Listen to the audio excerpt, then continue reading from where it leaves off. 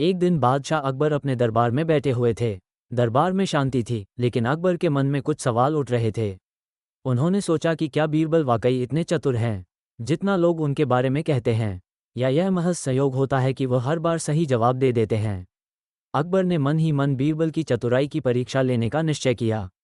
अकबर ने दरबार में बैठे सभी दरबारियों की ओर देखा और मुस्कुराते हुए कहा, आज मैं एक ऐसी पहेली पूछूंगा जिसका उत्तर केवल बीरबल ही दे सकता है।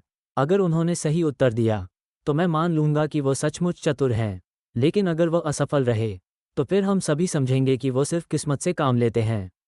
अकबर ने बीरबल को दरबार में बुलाया और कहा, बीरबल, मैं तुमसे एक सवाल पूछना चाहता हूँ।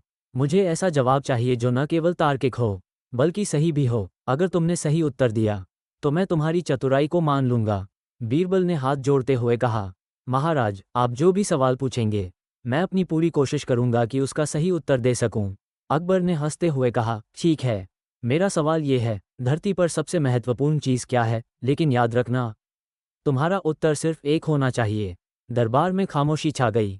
सभी दरबारी उत्सुक थे कि बीरबल इस कठिन सवाल का क्या उत्तर देंगे। कुछ दरबारी सोचने लगे कि शायद बीरबल इस बार जवाब नहीं दे पाएंगे, क्योंकि यह सवाल बहुत ही व्यापक था और इसका कोई एक सीधा उत्तर नहीं हो सकता था।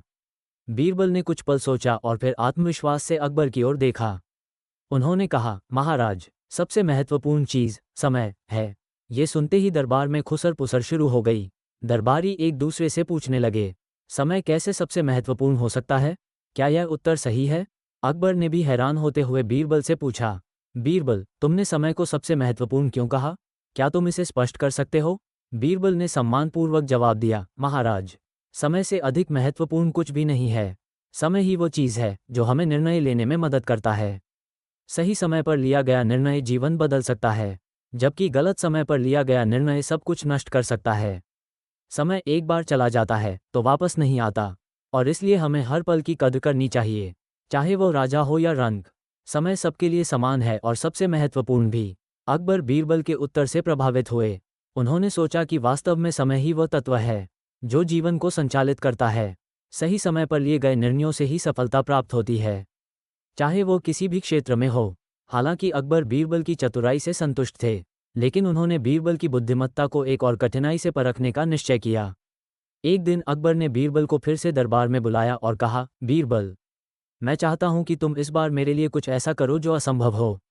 मुझे ऐसा उत्तर दो जो ना हो और हो भी। ये सुनते ही बीरबल मुस्कुराया। उन्होंने बिना देर किए कहा, महाराज, मैं आज आपके लिए एक मुर्गी के अंडे की दावत बनाऊंगा, जो पका भी हो और कच्चा भी। अकबर ने आश्चर्य से कहा, यह कैसे संभव है? एक अंडा या तो पका होगा या कच्चा, दोनों एक साथ कैसे हो सकते हैं?